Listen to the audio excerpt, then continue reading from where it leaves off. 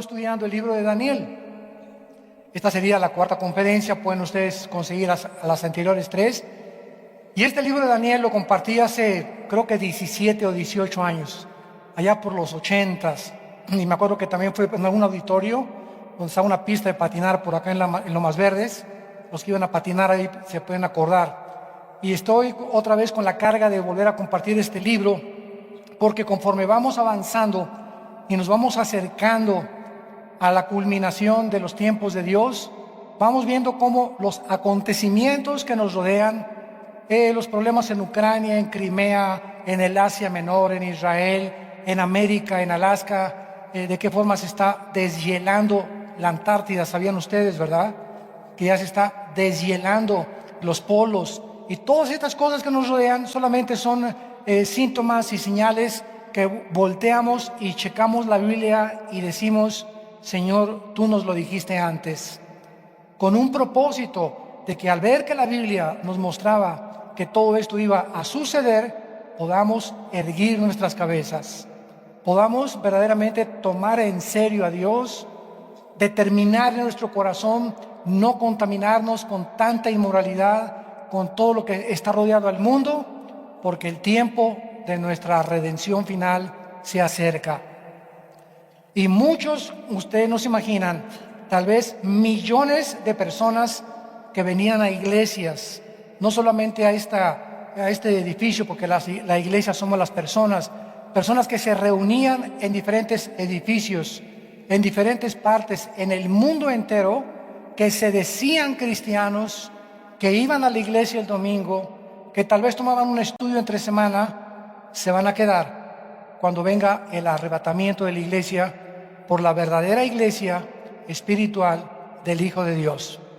Entonces, en la Biblia hay dos iglesias: la iglesia física, que somos todos nosotros los que físicamente llegamos a un edificio. El edificio puede tener el título de bautista, presbiteriano, vida nueva, amistad cristiana, nazareno, pentecostal, carismático, lo que sea, pero eso no es la iglesia de Cristo. Eso es la botella, esa es la iglesia física. La iglesia verdadera son aquellos que en espíritu están sirviendo a Dios en esas congregaciones, y que no son muchos, desgraciadamente. Y mientras nos acercamos al final de los tiempos, muchos me dirán aquel día, cuando Él venga: Señor, yo iba a tal y aparte, o a ese edificio, o a esa denominación, y fui y di mis diezmos, etcétera, etcétera. Y Él les contestará: nunca te conocí, nunca hiciste mi voluntad. Siempre formaste tú tus leyes, tus mandamientos, como la persona que me habló ayer por teléfono de un país diciéndome que si lo bendecía en su nuevo matrimonio. ¿Cómo que en tu nuevo matrimonio? Le dije: ¿por qué nuevo? Sí, porque el anterior no funcionó. Con mi esposa no nos llevábamos bien, nos divorciamos, la dejé, y tengo otra esposa que sí me comprende. Y queremos que usted nos bendiga. Entonces, personas como estas que tienen 10, 15 años, le dije: tú no tienes conciencia de pecado. Tú no te das cuenta que lo que acabas de hacer al haber abandonado a tu esposa, tú estás viviendo en adulterio al haberte casado otra vez. La persona que se queda como víctima, la abandonada, es la que puede rehacer su vida y Dios la puede bendecir. En este caso le dije a este hombre: tú dejaste a tu esposa y ahora te casas con otra y quieres que yo te bendiga. Dije: eres un cínico, porque es la única palabra que se puede adecuar. Es un cinismo tremendo.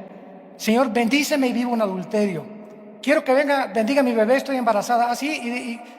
¿Por qué estás embarazada? Es que vivo con una persona, pero quiero que nos eche la bendición. Ya al ratito van a querer agua bendita. Pero esos son los tiempos peligrosos que la Biblia menciona. Daniel vivió tiempos similares hace 2600 años, cuando el rey Nabucodonosor sitia Jerusalén y se lleva cautivos a la mayor parte de los judíos a Babilonia, lo que es actualmente la nación de Irak. Entonces ahí en Babilonia todos los judíos vivieron como 70 años en el exilio, inclusive Daniel. Y el libro de Daniel nos revela secretos profundos, maravillosos, de la forma en la que Dios anhela que nosotros podamos vivir. En el capítulo 2 de Daniel, que hemos visto anteriormente, el rey Nabucodonosor tiene un sueño. Tiene un sueño soñando. Y este sueño comienza a hablarles a todos los astrólogos, a los magos, a los adivinos, a todas las personas involucradas en el ocultismo, lo cual nos habla que casi todos los imperios del pasado, como los gobiernos del siglo XXI o políticos de la mayor parte de las naciones, siguen consultando a brujos, siguen consultando a astrólogos, siguen consultando porque no saben el futuro de la economía, del abasto del petróleo, de la política militar, etcétera, qué sistema de gobierno es el mejor que pueden usar, si se salen de la democracia y hacen una democracia fingida como es la que se está viendo en la mayor parte de los países ahora, o si regresan al socialismo, o si puede ser mitad democracia, mitad socialismo, otros hasta el comunismo, pero ni siquiera los países comunistas actuales que se dicen comunistas son comunistas, porque el comunismo de ahora no es la dialéctica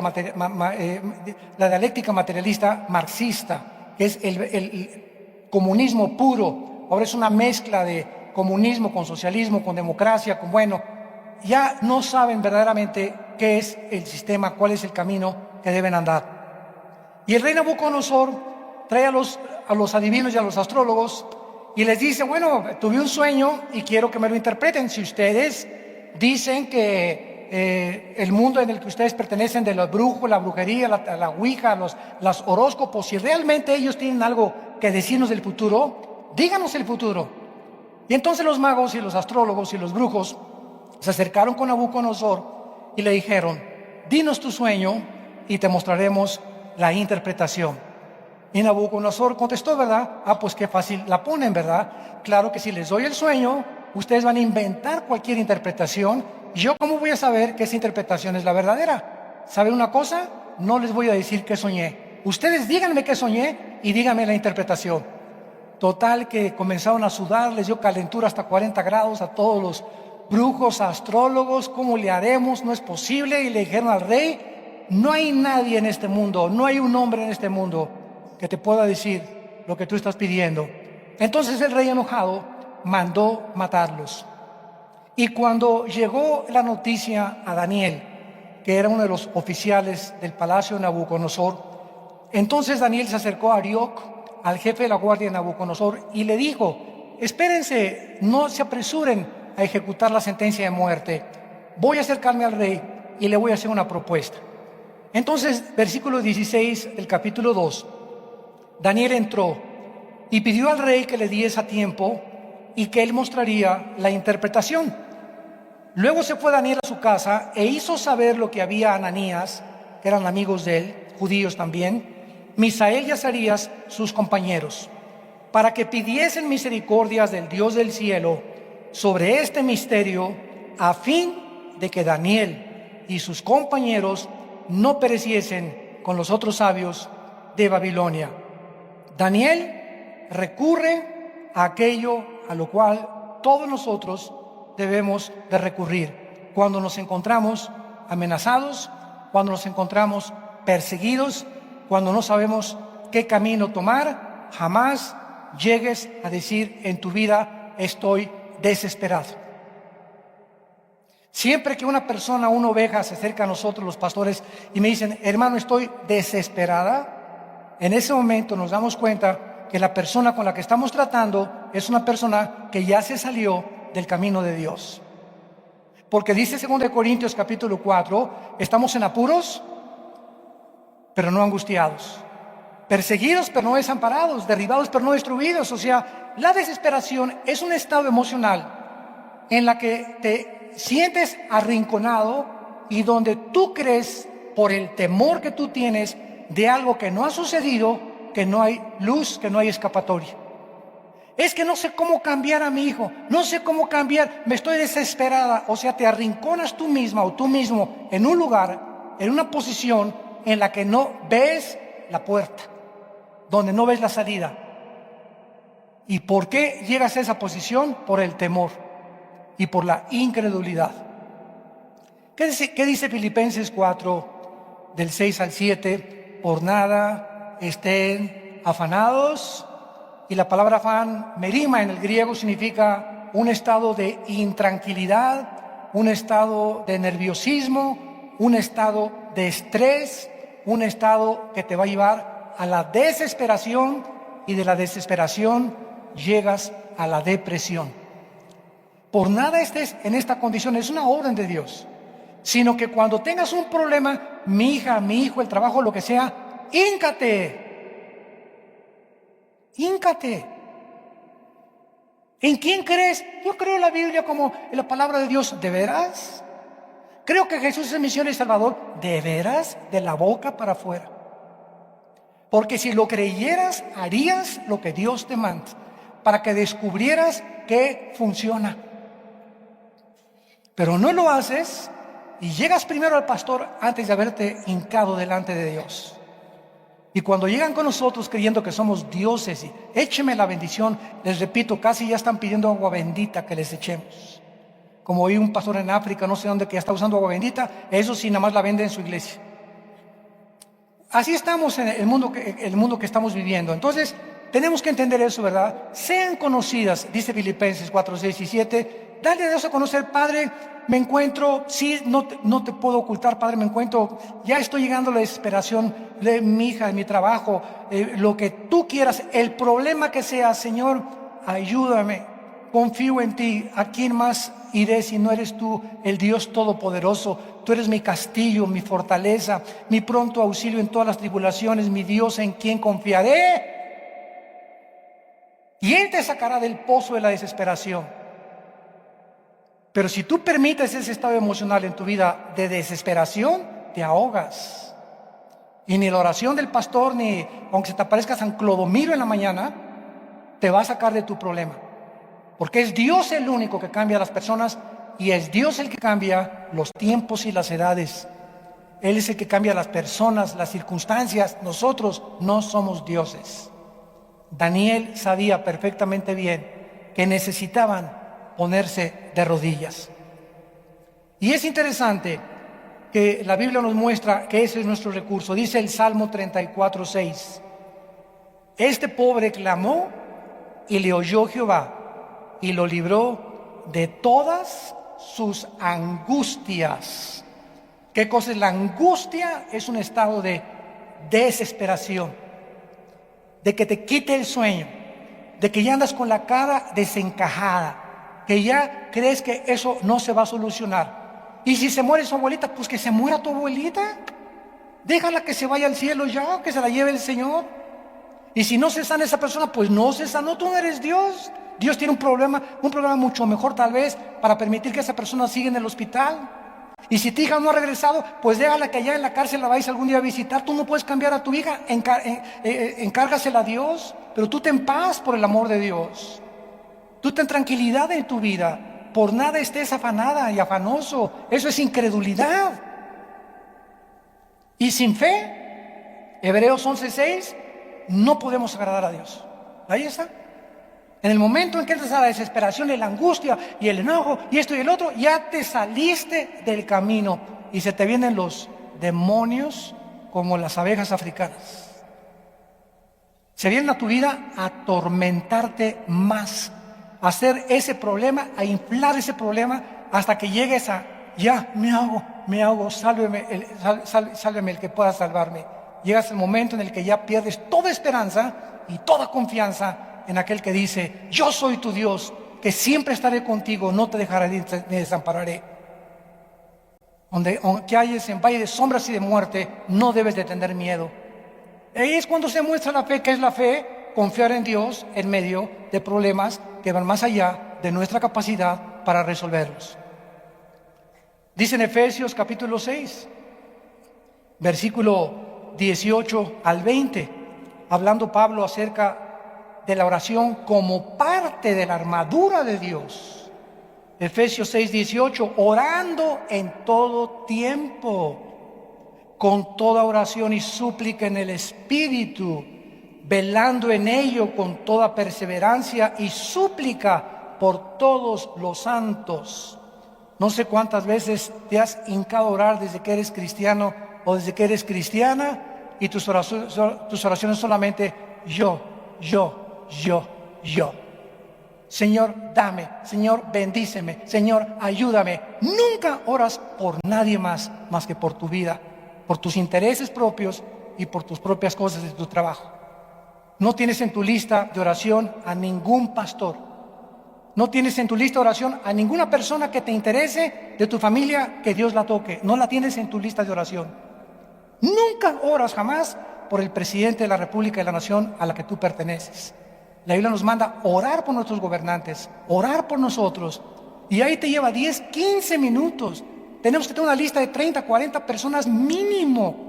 Por cada pastor, por sus esposas, por tus hijos, por las personas de tu familia que quieres que las toque Dios. Por eso tu vida está como está, porque no te acercas a Él. Por eso no ves cambios, ni las circunstancias cambian en tu vida, precisamente porque no eres una persona de oración. Aquí, gracias a Dios, que ya estamos, las mujeres de esta iglesia, guiadas por las pastoras, están teniendo reuniones de oración. Me contaba la esposa del pastor Badajoz que 200 mujeres vinieron la última vez. Gracias a Dios por estas mujeres, las bendecimos con todo el corazón. Gracias por ustedes, porque vienen a interceder y porque una oración así en grupo tiene un poder tremendo. Son como 10 bombas nucleares las que se encuentran cuando nos reunimos juntos para orar.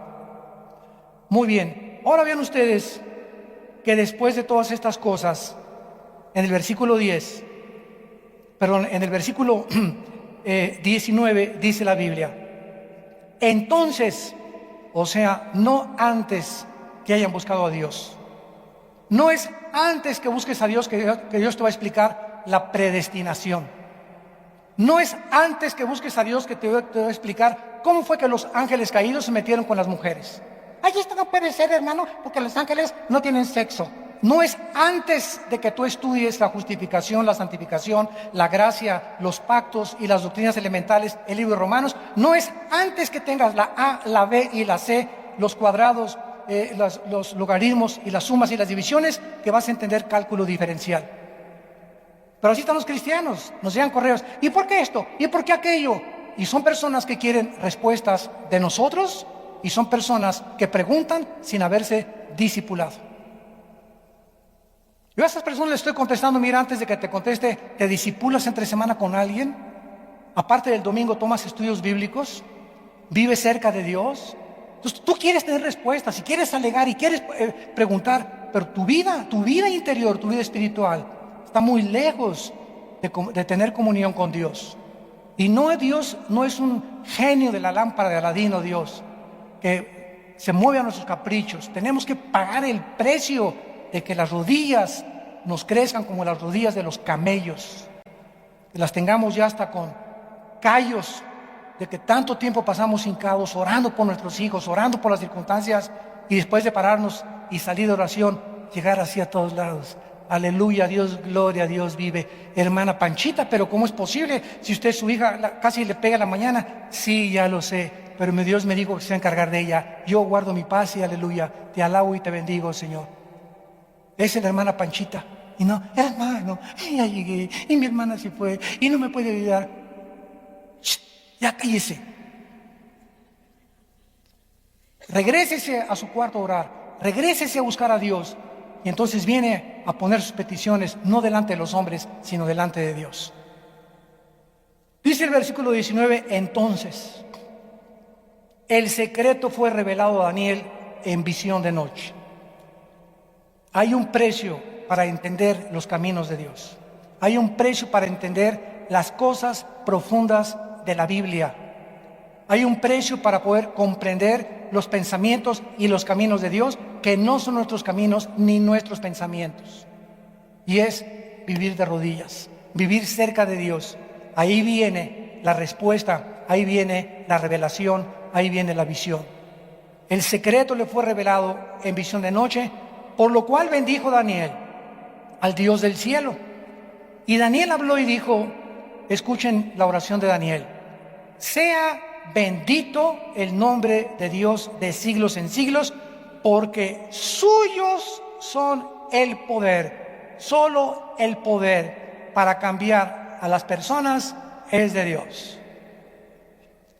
Hace unos momentos, en las primeras conferencias, llegaron 3 niños lindos a preguntarme, como 10, 11 años de edad, 3 hermanitos: pastor, ¿qué hacemos para que mi papá se convierta? Y les contesté: orar. Porque ninguno de ustedes, les dije, ni yo tampoco, no hay nadie que cambie a nadie. Si quieres que tu esposo cambie, si quieres que tu papá cambie, que tu abuela, que tu primo, que tu jefe de trabajo, no hay nadie, porque de Él es el poder. El poder para transformar a un borracho en alguien sobrio, un drogadicto en un hombre trabajador, una prostituta en una mujer trabajadora y una mujer honesta y moral. Dios es un homosexual en una persona normal, una lesbiana en una mujer normal. Solo Dios puede cambiar los seres humanos. Y Él escogió en su soberanía que nosotros colaboráramos con Él orando por esas personas. Así, eso a mí me da mucho descanso, porque cuando tengo un problema, ¿verdad?, en mi casa, o mis hijos, mi esposa, mis primos, lo que sea, yo no puedo cambiar ni a mi esposa, ni a mis hijos, ni ellos a mí, y siempre les he dicho a mis hijos, ¿verdad?, oremos unos por otros, porque yo tengo muchos defectos, tú tienes muchos defectos, le digo a mi hijo, a mi hija, mi esposa, le digo, dime mis defectos, etcétera, etcétera. Todos somos imperfectos, pero a través de la oración, Dios cambia las circunstancias, y a través de la paciencia. Tenemos el testimonio, ahora que vayamos bueno, cada año, ¿saben?, estamos yendo, ya escogimos, íbamos a Acapulco, ahora estamos yendo a la Riviera Maya, sale hasta más barato, mejores hoteles, gracias a Dios. Y el año pasado que estuvimos en la Riviera Maya, en un hotel precioso, una pareja se acercó y nos dijo, él me dijo, Armando, yo tenía hace 7 meses creyendo que mi esposa no iba a cambiar. Terca como la mula del Antiguo Testamento, me dice. Ya con eso le dije, me dijiste todo. No, y además no sabes, me dice, cotorra, que las guacamayas del Caribe se quedan chiquitas.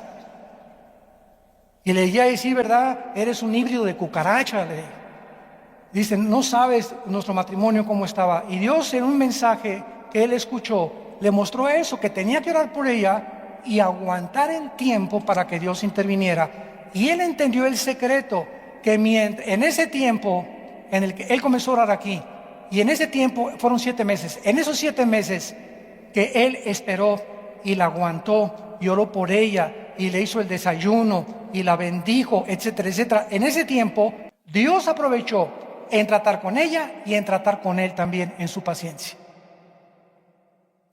Entonces Dios está tratando con nosotros, y Dios usa como desatornillador a la esposa o al esposo, o al primo, al cuñado, a los papás, pero son instrumentos de Dios. Dios no puede bajar y cambiarnos, pero usa personas que muchas veces son como jeringas en nuestras vidas, y nos pican y nos pican y nos pican y nos pican. ¿Y qué está haciendo Dios? Trabajar con nuestra paciencia, y está probando nuestro perdón. Nuestro perdón. Porque mientras más te enojas con la persona que te hace daño, más lejos de la gracia de Dios estás. Y mientras más rápido eres en perdonar, y mientras más rápido eres en mantener tu ecuanimidad, tu sobriedad, tu tranquilidad, más se apresura Dios a intervenir y cambiar a tu esposo, cambiar a tu esposa, cambiar a tu hijo, cambiar a tus papás. Pero en ese periodo de tiempo, Dios trata con nuestro corazón. Así que nadie está en el milenio, ni podemos irnos a un lugar donde nadie nos moleste. Estamos en un mundo llenos de lobos. Y las ovejas es el único animal que no se puede defender. ¿Qué está diciendo Dios? Estamos en un mundo donde vamos a ser agredidos, perseguidos, humillados, calumniados, traicionados, y tú nada más haz. ¿Por qué? Porque yo soy tu Dios y tu escudo. El Shaddai.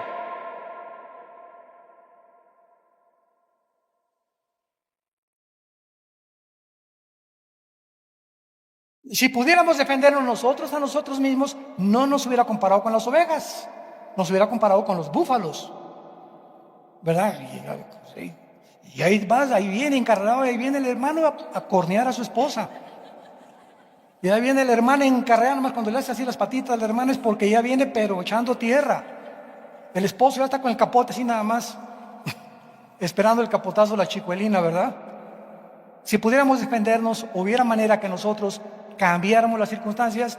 Dios no tiene por qué existir, pero Dios quiere que lo descubramos, y que en medio de estas circunstancias descubramos que es cierto, que Él nos defiende, que Él cambia las cosas, pero y mientras las cambia, está trabajando con nuestra paciencia, nuestra integridad y nuestro amor.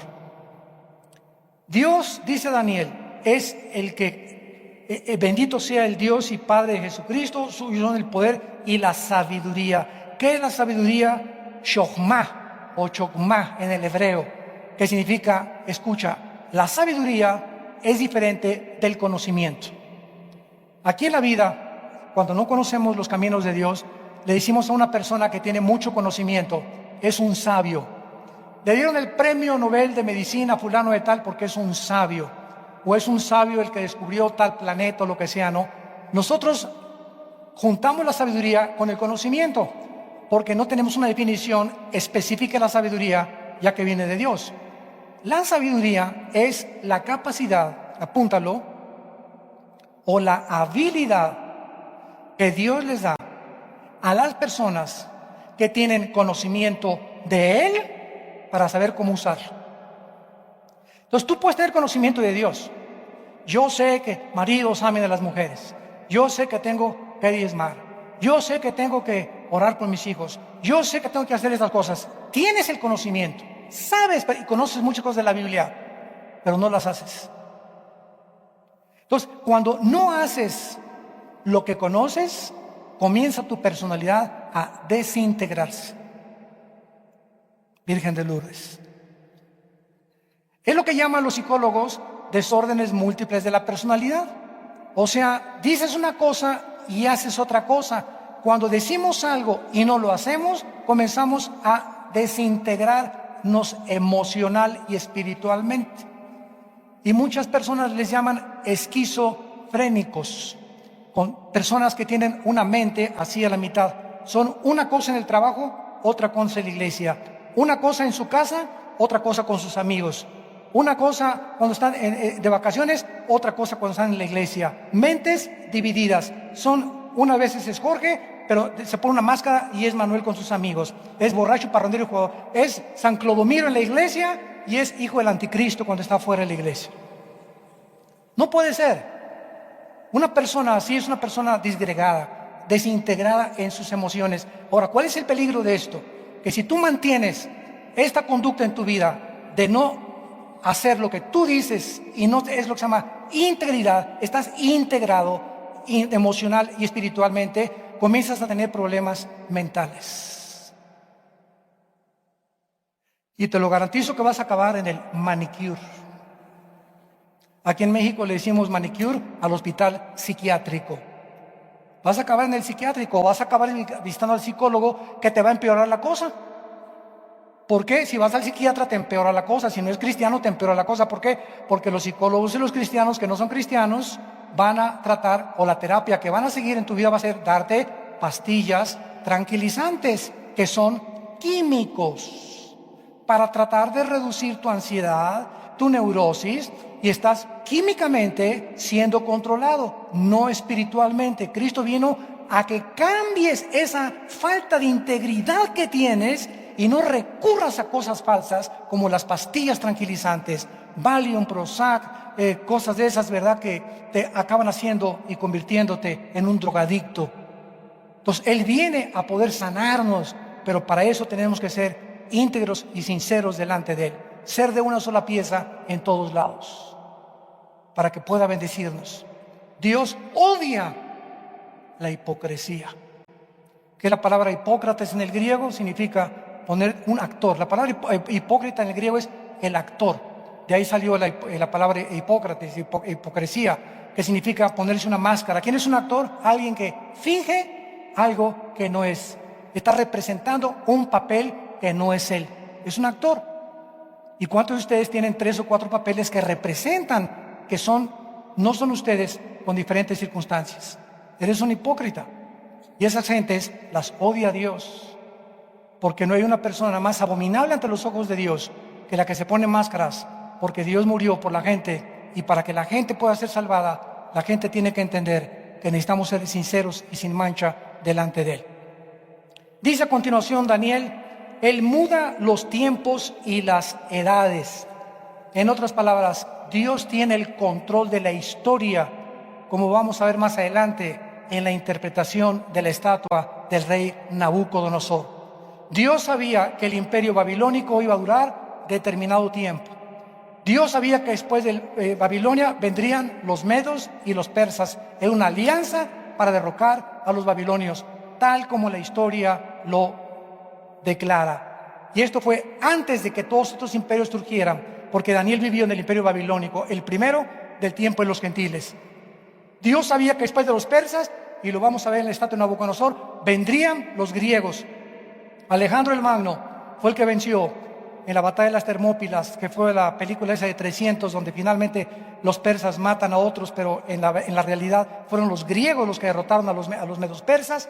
Iba Alejandro el Magno a tener el imperio griego, y después el imperio romano, que vendría a conquistar a los griegos, absorbería a Roma la cultura helénica, y comenzarían a través del griego koiné a llenar el Medio Oriente y el imperio romano con el griego, las costumbres griegas, etcétera, etcétera. Los días de la semana, lunes, martes, miércoles, jueves, viernes, sábado y domingo, vienen de Grecia. Todo esto viene, no se imaginan, todo viene de Atenas y de Jerusalén. El inicio de la historia humana tiene dos baluartes, dos cimientos, Atenas y Jerusalén. De ahí viene todo. La cultura griega, el derecho romano, el derecho legal, las religiones, todo tiene su origen en estas partes geográficas del mundo en que vivimos. Entonces Dios es el que muda los tiempos y las edades. Hay tiempo de llorar y hay tiempo de reír. Hay tiempo de sembrar y hay tiempo de cosechar. Ahora, si Dios determina el tiempo, imagínense esto. Yo soy ranchero, voy a sembrar mi maicito. Ahí va, siembro mis semillas de maicito. Que salga ya. Que salga ya. Ya sal. ¿Se imaginan ustedes? Y ando como león enjaulado ahí en mi casa, para arriba y para... Oye, viejo, me dice mi esposa, ¿por qué? Porque no sale el maicito. Yo quiero que salga ya. Mi esposa, si es cristiana, me contesta: mi amor, los tiempos son de Dios. Es Dios el que determinó cuándo iba a crecer ese maicito. Y en ese tiempo está trabajando con tu paciencia, viejo. Está trabajando con la perseverancia, y tú vas a seguir mientras regando y regando y regando, para que tengas la cosecha, porque los tiempos son de Dios. Dios tiene un tiempo para que te cases. Me quiero casar, ya. ¿Sabes una cosa? Vas a escoger a la persona equivocada. Dios quiere que te cases, pero tal vez si te precipitas y no tienes paciencia para esperar el tiempo de Dios, no es el tiempo tuyo, es el tiempo de Dios. ¿Cómo lo sabes? Porque te va a traer un gansito marinera. ¿Qué vas a saber? Que es un joven que lee la Biblia, que pregúntale si ama a Dios más que a ti, porque si no ama más a Dios que a ti, no merece que te cases con Él. ¿Por qué? Porque si no ama más a Dios a ti, tampoco te va a amar a ti, y cuando se encuentre otra mejor que tú. Pero cuando alguien ama más a Dios que a la novia, que al próximo prometido o que cualquier otra cosa, es una garantía de que te va a ser fiel toda su vida. Y eso es lo que tenemos que entender. Porque los tiempos son de Dios. Hay tiempo de llorar cuando perdemos un ser querido, hay tiempo en las fiestas de reír. Todos estos tiempos pertenecen a Dios, forman parte de la vida. No toda la vida es risa, ja, ji. No toda la vida es... Todo es llorar, reír, sembrar, cosechar, juntar, destruir, edificar, quitar, derribar. Hay tiempo en la vida para todo. Hay tiempo de descanso. En las vacaciones no te lleves la laptop de tu trabajo, por el amor de Dios, Santa Cachucha. Vas de vacaciones, es tiempo de tirarte como lagartija ahí. No pienses en nada, aleluya, gloria a Dios. Yo no sé si vamos a comer la semana para que entran.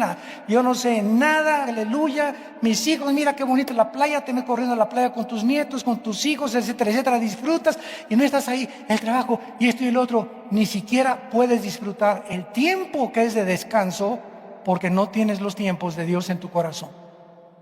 Hay tiempos de viajar, en los tiempos de viajar también igual, es conocer, ir a Jerusalén, Nueva York o Canadá, o las rutas de Jamilpa, o las minas de Tasco, o lo que sea. Es tiempo de viajar, de conocer, y me desconecto de todo lo demás, porque es tiempo de eso, es tiempo de conocer y de viajar. No quiero ocupar mi mente en otras cosas, porque Dios me ha programado de esta manera, que disfrute la vida en todo. Es tiempo de reunirnos aquí el domingo en la iglesia, alabar a Dios. No estás aquí, y mi lavadora, y se descompuso, y mi esposo, y estás aquí. Y todo eso te impide recibir esta palabra, porque tu mente está en otro lado. Es tiempo ahorita, una vez a la semana. Si no tienes otro tiempo más que el domingo, el día que sea, es tiempo de escuchar a Dios en la Biblia.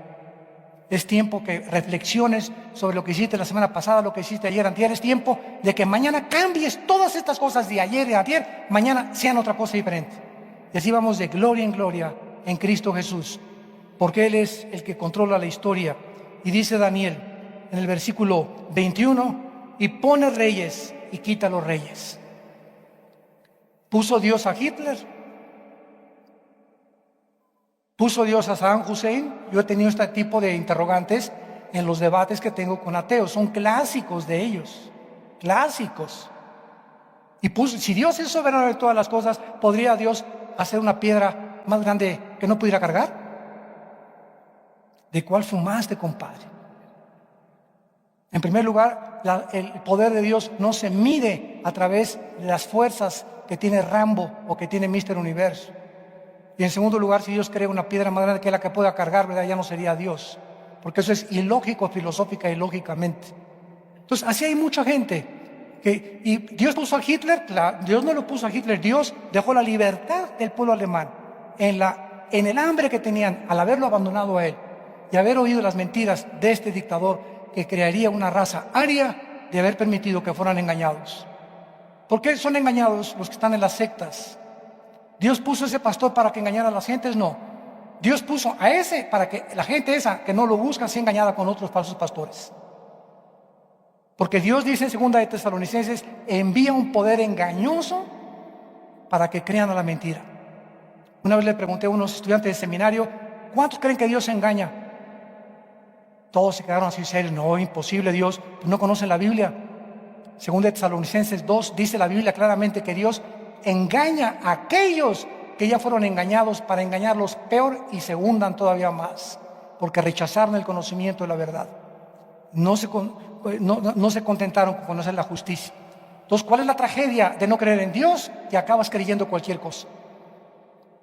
Todos aquellos que han rechazado a Cristo acaban en las sectas, mormones, cientología, la calibá, la cabala, filosofías orientales, budismo zen, con pastores como Jim Jones en el 78, que se llevó a la Guyana a casi 1000 personas y les dijo que él era Dios y los envenenó a todos. ¿Por qué permitió Dios esto? Porque toda esta gente no buscaba a Dios, creían que ese hombre era el papá y nunca ellos leyeron ni estudiaron la Biblia.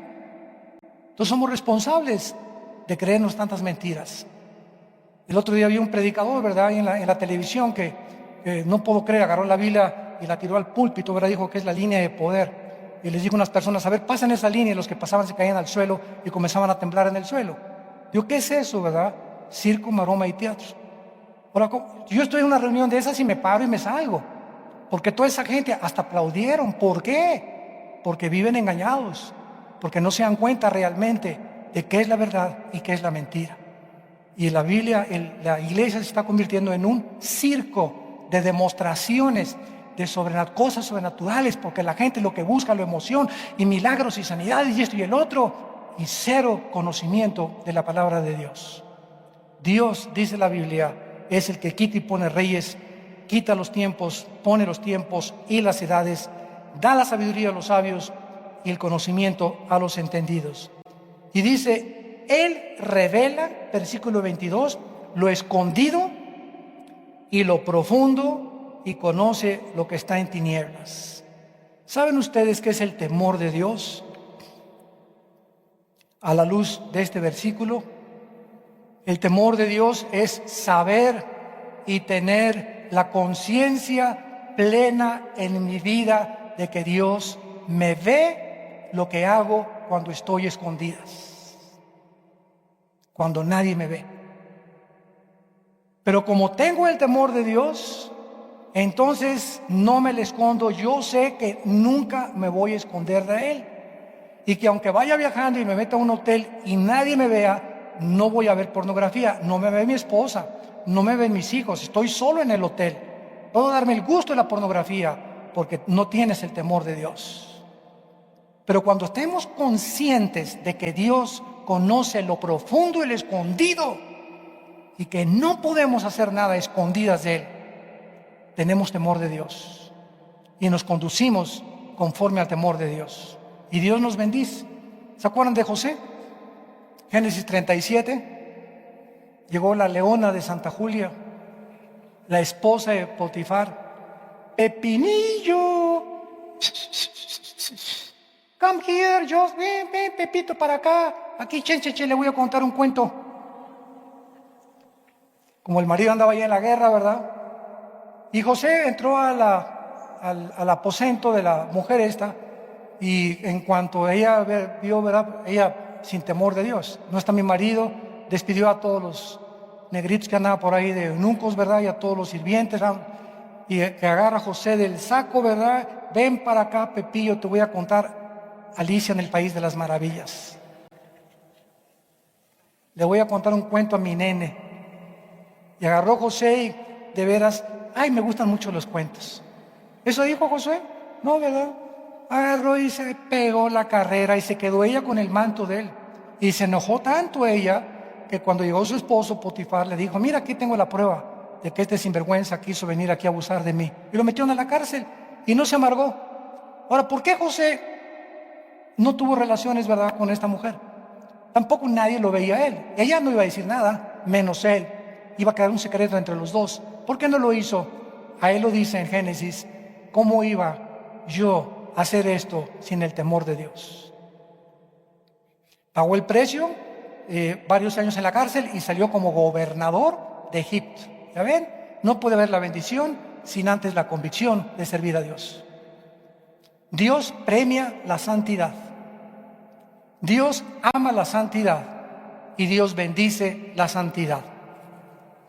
Ahora, a continuación, después de que Dios le revela a Daniel la bendición, vemos nosotros que Dios conoce todas las cosas y que Daniel confiesa la verdad final. Cualquier misterio, cualquier asunto secreto, de dónde venimos, quiénes venimos, hacia dónde vamos, quiénes fueron los gigantes del Génesis 6, qué fue lo que pasó en el Triángulo de las Bermudas, qué hay detrás del fenómeno OVNI, quién hizo las pirámides de Egipto, cómo es posible que hace 3.500, 4.000 años haya existido la tecnología para cortar una piedra de 15 toneladas que a la luz de los nuevos ingenieros con sierras que tienen con punta de diamante no han podido ni penetrar esas piedras ni cortarlas como con navaja con la precisión que las cortaron hace 4.500 años con las torres de Egipto, con las pirámides de Egipto, Keops, Kefren y Miserino, las torres de Giza. ¿Quién hizo las ruinas de Machu Picchu en Perú? ¿Cómo es posible que esas piedras de 15 toneladas hayan sido puestas, acomodadas perfectamente bien? Ni con grúas, lo han intentado. Han tratado de imitar con la tecnología moderna que puedan haber hecho esas construcciones. Las de Stonehenge en Inglaterra. ¿Quién hizo esos monumentos de piedras de casi 20 toneladas, una arriba de la otra, en un círculo? ¿De dónde las trajeron en Egipto que no había? Ni siquiera las hay ahora. ¿De dónde salieron esas piedras? ¿Cómo es posible que pueda la gente estar buscando en la ciencia y en la tecnología respuestas y ahí los tenemos? No te dan respuestas. No saben ni cuándo comenzaron las pirámides, ni quién las hizo, cómo pudieron hacerlo eso. Otra pregunta en México, ¿quién les dijo a los mayas? A los mayas, sin calculadora, sin computadora y sin calendarios, ni ninguna otra cosa moderna. ¿Quién les dijo cómo ordenar el año en 365 días? Minutos y segundos. ¿Cómo sin telescopios, calculadoras ni computadoras pudieran los mayas calcular los ciclos lunares? Imposible sin estos instrumentos. ¿Cómo se orientaron conforme a las estrellas? ¿Quién les dio este conocimiento que traspasa las mentes de los sabios del siglo XXI? ¿Quién? La ciencia no tiene la respuesta. La astrología no tiene la respuesta. Los brujos, mucho menos. Hay un Dios que revela los secretos. Y nos muestra que cuando Adán y Eva estaban en el huerto del Edén, ya estaba un ángel caído llamado Satanás. Y si Satanás estaba en el huerto del Edén, sus ángeles estaban con él. Los ángeles moraban en este planeta antes que nosotros. Y solo los ángeles caídos pudieron haberse mezclado con esas mujeres. Solo los ángeles caídos proporcionaron este conocimiento a los egipcios, a los mayas, a los de Inglaterra, a los del Perú, y todas estas cosas que encontramos que la ciencia no puede entender, sabemos que vienen del mundo de las tinieblas, porque es un conocimiento oculto a los seres humanos que a través de la investigación científica nunca lo podrán responder. Y por eso hay la revista que se llama Duda. Y como dijo Teofilito, y seguirán dudando.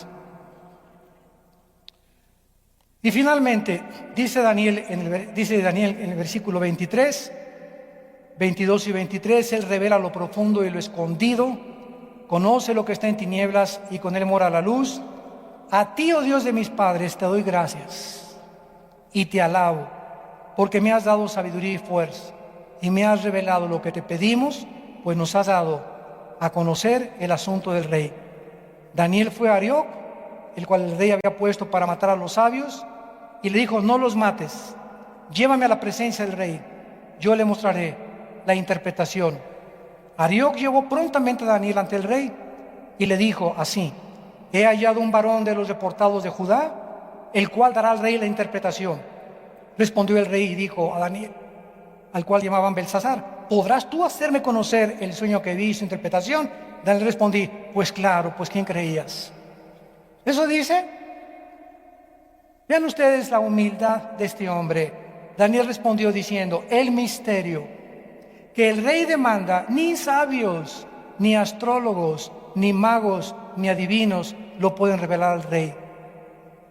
Cuando alguien te pregunte: ¿quién conoce qué hay después de la vida? ¿Quién? ¿Los astrólogos? ¿Los brujos? ¿Los adivinos? ¿Quién nos puede decir lo que va más allá de la vida? No hay nadie más que Dios. Y Dios baja del cielo en la persona de su Hijo Jesucristo para revelarnos lo que el mundo no puede descubrir a través de la investigación científica ni de nuestros 5 sentidos. Entonces, todo aquello que va más allá de la ciencia lo encontramos en la revelación espiritual de Dios. Y por eso los ateos se encuentran encajonados.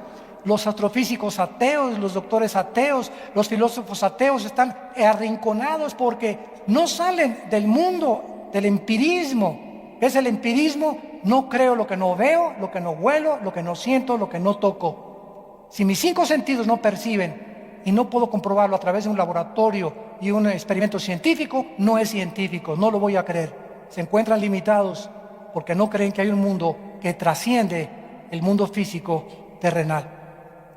Y es el mundo espiritual que nos es revelado en su santa palabra. Y terminamos con unos versículos del Nuevo Testamento en 1 Corintios 2. Y dice el apóstol Pablo, 1 Corintios 2, versículo 6. Sin embargo, hablamos sabiduría entre los que han alcanzado madurez. ¿Por qué dice esto Pablo? Porque aún hay cristianos que, debiendo ya comer carne, alimento sólido, tienen 10 años, 15 años en Cristo, siguen bebiendo leche. Entonces la sabiduría de Dios es para los maduros, los que han entendido que primero es la santidad y después la revelación. No puedes tú divorciar, querer conocer. A lo mejor eres muy inteligente y tienes un IQ de quién sabe cuántos puntos, de 90, 95 puntos, ¿verdad? Casi llegas a 100. Hasta humo te sale de las orejas. Pero ese conocimiento, si no está acompañado de la santidad, de una vida de pureza sexual, de una vida de integridad, no te sirve el conocimiento. Porque Dios es el que da la sabiduría para que lo puedas usar y te vas a quedar con el puro conocimiento. Y si te quedas con el puro conocimiento, el conocimiento envanece, pero el amor edifica. Entonces necesitamos el conocimiento ser acompañado del amor por los demás, para que Dios nos pueda revelar los misterios. Hablamos sabiduría entre los que han alcanzado madurez. Sabiduría no de este siglo ni de los príncipes de este siglo que perecen, mas sabiduría de Dios en misterio.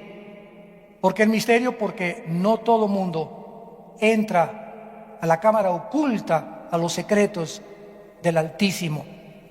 La sabiduría oculta, la cual Dios predestinó antes de los siglos para nuestra gloria. Versículo 10, pero Dios nos las reveló a través de la investigación científica. Eso dice, a través del yoga, a través de la meditación trascendental, a través de Walter Mercado. Es el Espíritu Santo. Cristo sube y baja el Espíritu Santo al mundo. Y cuando el Espíritu Santo, cuando alguien recibe a Cristo, el Espíritu Santo entra a tu vida. Cristo ya se fue. El Espíritu no puede estar cuando sube a Cristo. Cristo sube, el Espíritu baja. Entra a tu vida. Y es el Espíritu de Dios, cuando recibes a Cristo, el que nos destapa la calabaza. El que nos arranca las venas. Y comenzamos a ver la vida. Mi trabajo, mi familia, mi esposa, mis hijos. Comienzo a ver todas las cosas, los árboles, el universo. Comienza todo a cobrar propósito y significado. Comienzo a entender quién soy, por qué nací, de dónde vengo, cuál es mi meta final, a qué debo de invertir mi dinero, mi salud, mis pensamientos, qué es lo que debo llenar en mi mente, qué películas debo de ver, qué libros debo de leer. Comienzo a ser transformado por el Espíritu de Dios. Y si no tienes el Espíritu de Dios, nunca vas a entender nada de los caminos de Dios. Vas a seguir dando vueltas en el desierto por 40 años. Y dice la Biblia, porque el Espíritu todo lo escudriña, aún lo profundo de Dios. Y el versículo 11 me encanta. ¿Quién de los hombres sabe las cosas del hombre, sino el Espíritu del hombre que está en él? Ojalá que Sigmund Freud hubiera entendido esto. Mi querido Sigmundcito, el problema del hombre no se encuentra en la psique, por el amor de Dios. No ataques la psique ni los hipnotices a tus pacientes para tratar de arreglar sus problemas a través de la psicología y a través de la psicología personal y de psicología transpersonal y a través de la autoevaluación y todas esas cosas. No está ahí. El problema del hombre es más profundo, es espiritual. Y solo Dios lo conoce. ¿Quién de los hombres? ¿Tú eres un hombre? Sí, son hombres, dice Sigmund Freud. Y tu paciente es hombre, está bien. Entonces, ¿cómo te atreves tú? Ni siquiera te entiendes tú. Sigmund Freud a las 2 de la mañana casi aullaba, gritaba, empapado en sudor, con visiones como Hitler. Veo a alguien, se paraba y su esposa le secaba el sudor. Era una persona neurótica. ¡Qué contradicción más grande! Tratando de curar las neurosis de la gente cuando su propia vida era una neurosis. Entonces, ¿por qué? Porque ¿quién de los hombres conoce las cosas del hombre sino el Espíritu? Para que yo conozca y pueda ayudar a una persona, tengo que investigar su raíz espiritual. Por eso cuando una persona llega a la consejería con los pastores, oye, mi esposo, olvídese de su esposo, de su hija, doña Panchita, ¿usted cómo está con Dios? ¿Usted lee la Biblia? ¿Usted tiene un tiempo de oración? ¿Usted se disipula? No. Entonces, Dios no le va a arreglar nada. Comencemos con los problemas espirituales que tenemos en el corazón. La raíz de todos tus problemas y de mis problemas están en el espíritu, no en la mente.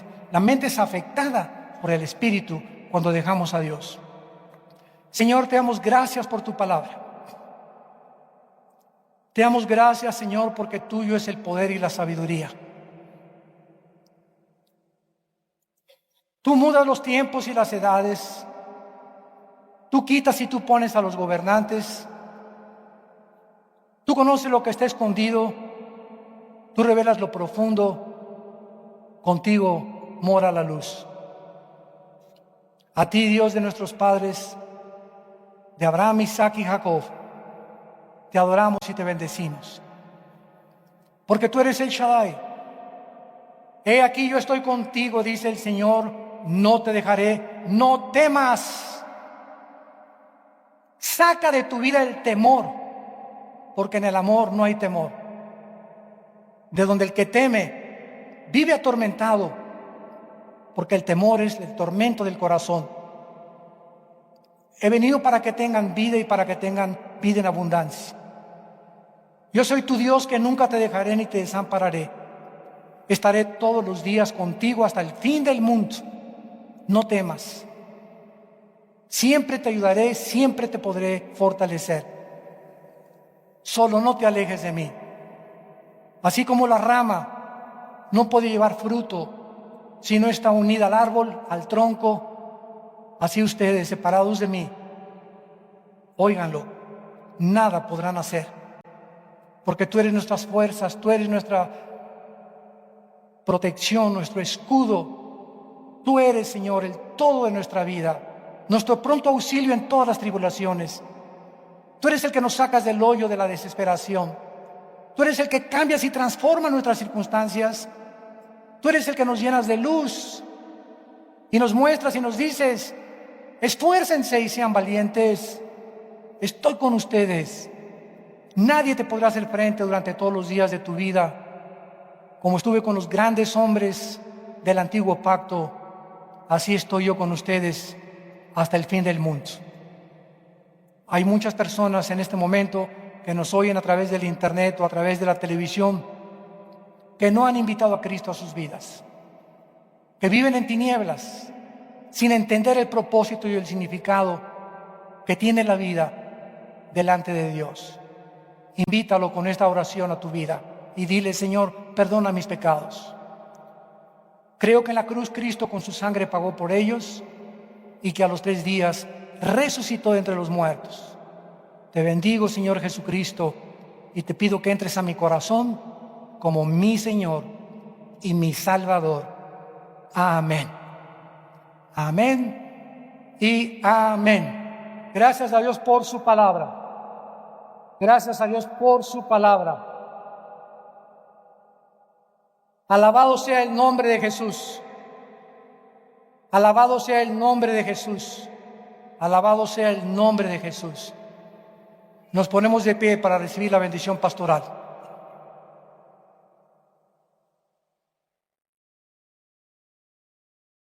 Dios bendiga tu vida. Dios bendiga tu matrimonio.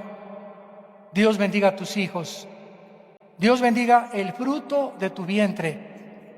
Dios bendiga a tus padres. Dios bendiga a tus animales domésticos, tu entrada y tu salida. Dios bendiga los alimentos y las bebidas que mantienen tu cuerpo con salud. Que tú puedas andar como es digno de Dios, llevando fruto en toda buena obra, creciendo en la gracia y el conocimiento de Jesucristo, fortalecido interiormente, fortalecida con el poder de Dios, mediante su Espíritu, y la palabra de Dios more en abundancia en tus corazones. Y la paz del Señor, que sobrepasa todo entendimiento, que guarde tus pensamientos y tu corazón en Cristo Jesús. Les bendecimos en el nombre que es sobre todo nombre, en el nombre de Jesús. A Él sea la gloria.